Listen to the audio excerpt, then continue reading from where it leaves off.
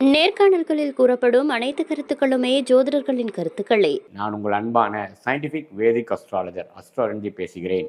நல்லது நினைப்போம், நல்லதே நடக்கும். இந்த வீடியோவில் நம்ம என்ன பார்க்க போறோம்னா, நவம்பர் மாதம் 2025 கும்பராசிக்காரர்களுக்கு எத்தகைய ஒரு மாதமாக இருக்க போகுதுங்கிறது நம்ம சயின்டிஃபிக் வேதிக் அஸ்ட்ராலஜி முறையில் அறிவியல் சார்ந்த ஜோதிட கருத்துவை எந்த விதத்திலும் மிகைப்படுத்தாமல், பரிகாரங்கள் அது மாதிரி மூட நம்பிக்கைக்குள்ள போகாமல், ஒரு கிரகமும் ஒரு இடத்துல இருக்கும் பொழுது, சஞ்சரிக்கும் பொழுது, பார்வை பார்க்கும் பொழுது, பெயர்ச்சி பெறும் பொழுது எத்தகைய ஒரு தாக்கத்தை கும்பராசிக்காரர்களுக்கு கொடுக்க போகிறாருங்கிறத நம்ம ஆண்டு கிரகமாக இருந்தாலும் சனி, குரு, ராகு, கேது, மாத கிரகமாகிய செவ்வாய், புதன், சுக்கிரன், சூரியன் போன்ற கிரகங்களோட அமைப்புகள் பொறுத்து எப்படி இப்போ நவம்பர் 2025 கும்பராசிக்கு தாக்கத்தை கொடுக்குறாருங்கிறது நம்ம பார்க்க போறோம்.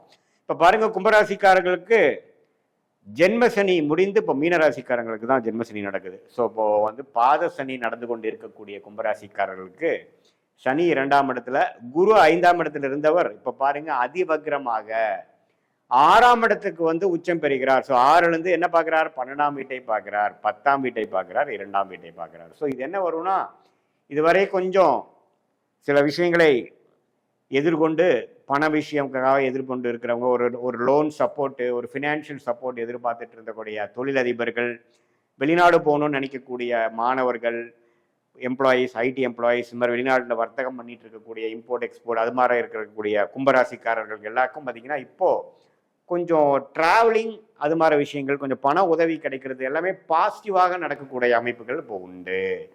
ஒரு மாதிரியான அடுத்த லெவல் ஆஃப் மூவ்மெண்ட்டு, இதுவரை கிடைக்க வேண்டியது விசா கரெக்டாக கிடைக்கிறது, நீங்கள் ஹையர் ஸ்டடீஸ்க்கு அப்ளை பண்ணியிருந்தீங்கன்னா அது இப்போ கொஞ்சம் கிளிக் ஆகுறது, இம்போர்ட் எக்ஸ்போர்ட் பண்ணுறவங்களுக்கு பார்த்தீங்கன்னா கொஞ்சம் ஒரு புதுசாக ஒரு பிரேக் த்ரூ கிடைக்கிறது, வேலை நிமித்தமாக நம்ம எதிர்கொண்டுட்டு இருந்தவங்களுக்கு டக்குன்னு ஒரு வெளி மாநிலம், வெளிநாடுக்கு போகக்கூடிய மாற்றங்கள் கொடுக்குது, அபிவிருத்திக்காக லோன் ப்ராசஸிங் பண்ணிட்டு இருந்தவங்களுக்கு லோன் கிடைக்கிறது, டாப் அப் லோனு, அந்த லோனு, அல்லது சில ஒரு வண்டி வாகனத்தை வாங்குறதுக்கு ஒரு கார் லோன் போட்டு வாங்குறது, ஒரு சின்ன பழைய வண்டியை கொடுத்து புது வண்டி வாங்குறது, அது மாதிரி சில பாசிட்டிவான குடுக்கல் விஷயங்கள், பண வரவு விஷயங்கள், அடுத்தவங்கள பணம் என்று சொல்லப்படுகிற 6ஆம் இடம் வலுப்பதுனால அது மாதிரி விஷயங்கள்லாம் கொடுக்கக்கூடிய அமைப்புகள் உண்டு. ஸோ இதனால் கொஞ்சம் செலவுகள் இருந்தாலும் டெவலப்மெண்ட்டும் இருக்குது அப்படிங்கிறத நீங்கள் கும்பராசிக்காரங்கள் தெரிந்து கொள்ள வேண்டும். இன்னும் ஒரு ஒன்றரை வருஷத்தில் முழுசாக 7 நாட் சனியிலேருந்து விலகி வரக்கூடிய கும்பராசிக்காரர்களாகிய உங்களுக்கு இந்த குருவின் பார்வை ராசியிலேருந்து விலகி 2ஆம் இடம் 12ஆம் இடத்தை பார்க்கும் பொழுது பண வரவு கொடுக்குது, கேஷ் ஃப்ளோ கொடுக்குது, சுப விரயங்களும் கொடுக்குது, செலவுகளும் கொடுக்குது, வருமானத்தையும் கொடுக்குது. ஸோ இது மாதிரி ஒரு அமைப்பு கண்டிப்பாக நல்லது. இதில் ஒரே ஒரு விஷயம் பார்த்தீங்கன்னா, இந்த சீனியர் சிட்டிசன்ஸ் அவங்களாம் கொஞ்சம் வயது அதிகமாக இருக்கக்கூடியவங்களும் கொஞ்சம் நோய் விஷயங்கள் கொஞ்சம் பார்த்துக்கணும். நோய்த்தன்மை கொஞ்சம் அதிகமாக இருக்க வாய்ப்பு இருக்குது. ஏன்னா 6ஆம் இடத்துக்கு உச்ச குரு வரும் பொழுது கொஞ்சம் அந்த லைஃப் ஸ்டைல் ஓரியன்ட் டிசீஸ் சொல்லக்கூடிய அந்த பிபி, சுகர் அது மாதிரி சில விஷயங்கள்லாம் கொஞ்சம் அதிகமாகக்கூடிய அமைப்புகள், பாடி ரெஸ்பான்ஸ் வேறு மாதிரி போகக்கூடிய அமைப்புகள்லாம் கொஞ்சம் இருக்குது. ஸோ பொதுவாக பார்க்கும் பொழுது குரு 5ல் இருக்கிறவர் 6க்கு வரார், சனி 2ல் இருக்கார், ராகு ராசிக்குள்ளேயே இருந்து குரு பார்வையிலிருந்து விலகிறார், 7ஆம் இடத்துல இது இருக்கார். ஸோ நீங்கள் பழகக்கூடிய நபர், கொலீக்ஸு, கஸ்டமர்ஸு, கிளைண்ட்ஸு, ஃப்ரெண்ட்ஸ் எல்லாத்துக்கிட்டையும் கொஞ்சம் கேர்ஃபுல்லாக இருக்கக்கூடிய அமைப்புகள் தேவைப்படுகிறது. ஏன்னா இப்போ ராகு கேதுகள் உங்கள் ராசியே ஆண்டிருக்காங்க. புதுசாக வரவங்க, ஸ்ட்ரேஞ்சர்ஸ் வராங்க, ஒரு பார்ட்னர்ஷிப் பண்ணுறாங்க, ஒரு கான்ட்ராக்ட் கொடுக்குறாங்க, ஒரு ப்ராஜெக்ட் கொடுக்குறாங்க, ஒரு பொருள் வாங்குறாங்கன்னா நீங்கள் பார்த்து அவங்க எப்படி அவங்க கொடுக்கலாமா, பணம் வருமா, அது நல்லவங்களா, அவங்க பேக்ரவுண்ட் என்ன அப்படிங்கிறதெல்லாம் கொஞ்சம் செக் பண்ணி கொடுக்கணும். நமக்கு ஏதோ ஒன்று ஆதாயம் வரட்டும் அப்படின்ட்டு நீங்கள் அதிக சமயோஜிய யோசனை இல்லாமல், புத்தி இல்லாமல் நீங்கள் உடனே செயல்படக்கூடாது. ஏன்னா ராகு கேதுகள் லக்னம் ராகு 7ஆம் இடத்துல சம்மந்தப்படும் பொழுது கொஞ்சம் ஏமாந்தோம்னா நம்ம அன்றாட வாழ்க்கையில் சந்திக்கக்கூடியவர் நமக்கு எதிராக செயல்படக்கூடிய அமைப்புகள், நம்ம தேவையற்ற ஒரு உறவாக, தேவையற்ற ஒரு டீல் பண்ணக்கூடிய அமைப்புகள் போயிடும். கொஞ்சம் கேர்ஃபுல்லாக you have to do your due டெலிஜென்ஸ்னு சொல்லுவாங்க. நீங்கள் என்ன ஒரு விஷயம் என்ன பண்ணுறீங்களோ அவங்கள பற்றி கொஞ்சம் தெரிஞ்சு தெளிவாக யோசித்து பண்ணக்கூடிய அமைப்புகள் தேவைப்படுகிறது. இம்போர்ட் எக்ஸ்போர்ட் பண்ணுறவங்க, வெளிநாடு வர்த்தகம் பண்ணுறவங்களுக்குலாம் நல்ல ஒரு டெவலப்மெண்ட் நவம்பர் மாதம் வரக்கூடிய அமைப்புகள் காத்திருக்குது. இதே மாத கிரகத்தின் சஞ்சாரம் பார்த்தீங்கன்னா, சுக்கிரன் கிட்டத்தட்ட 8ல் இருக்கக்கூடிய சுக்கிரன் 9, 10 அது மாதிரி சஞ்சரிக்கிறார். குருவின் பார்வையும் கொஞ்சம் பெறுகிறார்.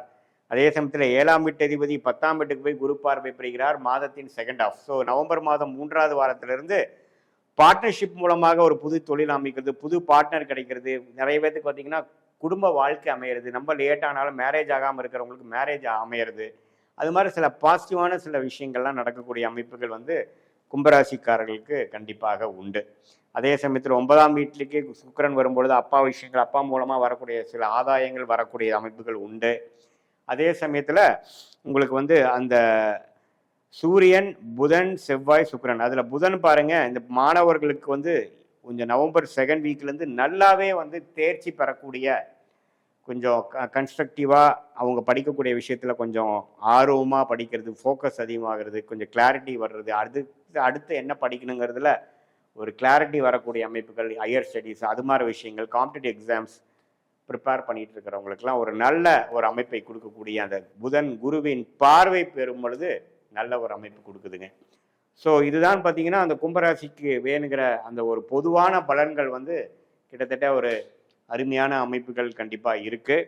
இதில் வந்து பார்த்தீங்கன்னா மாத கிரகத்தின் சஞ்சாரமாக இருந்தாலும் சரி, ஆண்டு கிரகத்தின் சஞ்சாரமும் பார்த்தீங்கன்னா இப்போ இந்த அதிவகரமாக குரு வந்து 6ஆம் இடத்துக்கு வந்து 10ஆம் வீடு, 12ஆம் வீடு, 2ஆம் வீட்டை பார்ப்பது தான் அருமை. அது வந்து இதுவரை சில முயற்சிகளுக்கு தேவையான ஒரு நல்ல ஒரு ரிசல்ட் கிடைக்கக்கூடிய அமைப்புகள் இருக்குது. இது வந்து ஒரு பொதுவான பலனை தவிர உங்களுடைய ஜென்ம ஜாதகத்தில் நீங்கள் பிறந்த தேதி, பிறந்த நேரம், பிறந்த ஊரை வைத்து நீங்கள் ஜாதகத்தை போட்டு நீங்கள் எந்த நட்சத்திரத்தில் பிறந்தீங்க, நீங்கள் வந்து அவிட்ட நட்சத்திரத்தில் பிறந்தீங்களா, சதய நட்சத்திரத்தில் பிறந்தீங்களா, அல்லது புரட்டாதி நட்சத்திரத்தில் பிறந்தீங்களாங்கிறதெல்லாம் பார்த்து அதுக்கு ஏற்ற தசாபுக்திகள் குரு, சனி, புதன் இப்போ என்ன திசை போயிட்டுருக்கு அப்படிங்கிறதெல்லாம் பொறுத்து பார்த்தீங்கன்னா மெயினாக ஒரு 30 வயது இருக்கக்கூடிய கும்பராசிக்காரர்கள் பார்த்தீங்கன்னா உங்களுக்கு வந்து இப்போது ஒரு சதய நட்சத்திரத்தில் பிறந்திருந்தீங்கன்னா ராகு திசை முடிஞ்சு, குரு திசை முடிஞ்சு, இப்போ சனி திசை போயிட்டுருக்கோம். சில பேர்த்துக்கு புதன் திசை ஸ்டார்ட் ஆகும்.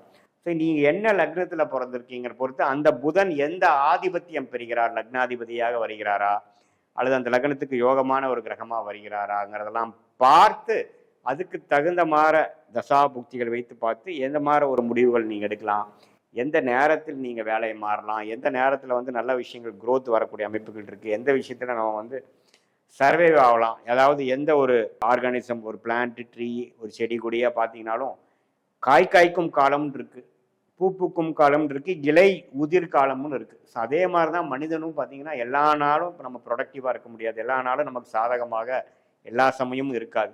ஸோ நம்மளுக்கு சாதகமான சமயம் என்னங்கிறது தெரிந்து அதுக்கு தகுந்த மாதிரி வாழ்க்கை திட்டங்களை நம்ம செய்வேனானால் நம்மளுடைய இன்புட்டுக்கு அருமையான ஒரு அவுட்புட் கிடைக்கக்கூடிய அமைப்புகள், தேவையற்ற சமய விரயங்கள், நிதி விரயங்கள், பண விரயங்களை தவிர்த்து தக்க விஷயங்களை தக்க நேரத்தில் செய்து எந்த விதத்திலும் மனக்குழப்பமாகாமல் நம்மளுடைய கர்மா என்ன, நம்மளுடைய பிராப்தம் என்னங்கிறதை தெரிந்து கொண்டு அதுக்கு தகுந்த மாதிரி நம்ம செயல்பட்டமையானால் வாழ்க்கையில் எளிதில் எதிர்நீச்சல் போடாமல் எளிதில் வெற்றி பெற முடியும் என்று சொல்ல விரும்புகிறேன்.